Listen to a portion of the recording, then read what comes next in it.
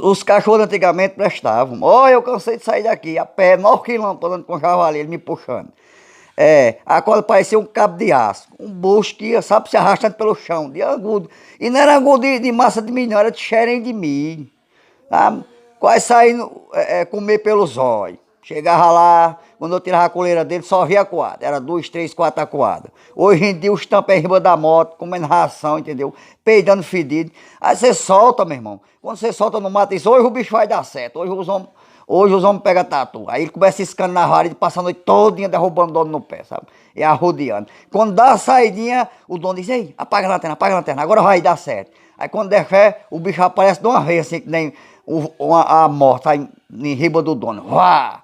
Aí o dono disse, não, não era nada não. As infeliz ruim, Ave Maria, viu?